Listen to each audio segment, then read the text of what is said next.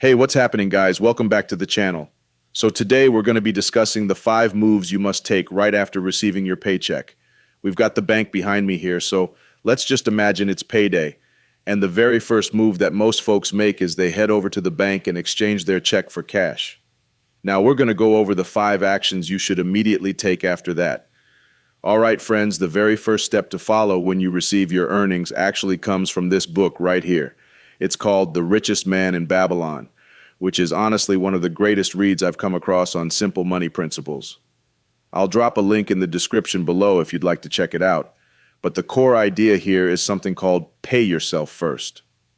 Where people usually slip up when they get paid is they instantly start paying everyone else instead of themselves.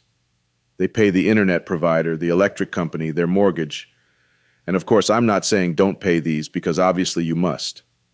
What I am saying is, on payday, you instantly take a slice of that income out of your total paycheck and set it aside in your savings. Now, you don't need to go extreme at first.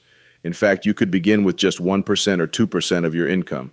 The key is to build this habit of, on payday, pulling out a fraction of that money and keeping it for yourself. Most financial pros recommend saving and investing anywhere between 5% to 20% of your check. And yes, that's a big chunk for many people. So again, you can start small with 1% or 2%, but I strongly suggest working upward from there. One tip I'll give is to move this money into a separate savings account. There are lots of online savings options available. I'll link one in the description that currently gives around 2% APY, which is way higher than you'd normally get from a traditional bank. By keeping it separate, you won't mix it with your day-to-day money. This becomes your emergency fund, your rainy day reserve. Your first target should be to build $1,000 in this account as your safety net. So just to recap, step 1 when you're paid is pay yourself first, and if you haven't already, begin stacking up that emergency fund.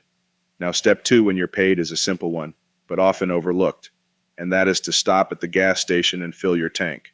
A lot of people don't think about it, and here's what ends up happening. They get their paycheck Friday, blow cash all weekend, and then Monday morning hits. They're rushing to work and suddenly realize they're out of gas. So they swipe their credit card and add more debt. So instead, on payday, right after paying yourself, make the next move. Head to the gas station and fill up your tank, because you're going to need it anyway. Step number 3 when you're paid is straightforward as well. Go to the grocery store.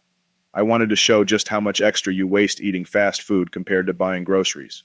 So, I grabbed a simple breakfast sandwich and coffee from Dunkin' Donuts, and now we'll grab those exact same ingredients at the supermarket and compare the prices. So here's our homemade version of the Dunkin' sandwich. For recap, we spent $6.83 for a sandwich and medium coffee. That broke down to $3.99 for the ham, egg, and cheese on an English muffin, and $2.39 for the coffee. At the store, though, English muffins were on a buy one get two deal. We got 18 for $4.49, which equals just 25 cents each. A dozen eggs cost $1.49 or 12 cents per egg. Ham was $5.39 for about a pound, giving us $1.07 per serving. And the big saver, coffee. A pound was $2.99, which makes 68 cups, only 4 cents each compared to Dunkin's $2.39. So in total, our homemade meal cost $1.48 instead of $6.83. That's over 4 times cheaper. Over a year, just swapping this one meal 5 days a week saves $1,391. And if you also pack lunch instead of eating out, you can easily double those savings. Step number 4 when you're paid, and in my opinion one of the most critical, is entertainment spending. This is where most people completely lose control. What I recommend is not only budgeting for entertainment, but physically withdrawing the cash and using the envelope system. For example, let's say I set aside $100 for 2 weeks of entertainment. I place that in an envelope labeled Fun Money. When I go out with friends to the bar or to dinner, I take cash from that envelope. The golden rule is, once the envelope is empty, you stop spending until the next payday. Plan your budget in advance, whether weekly or bi-weekly. Adjust accordingly, and only spend what's inside that envelope. As a bonus, you can even let it roll over for a bigger experience later. And finally, step 5, the last step after you've handled everything else, is tackling debt. Now, some folks may argue whether you should save first or pay debt first, but here's my take.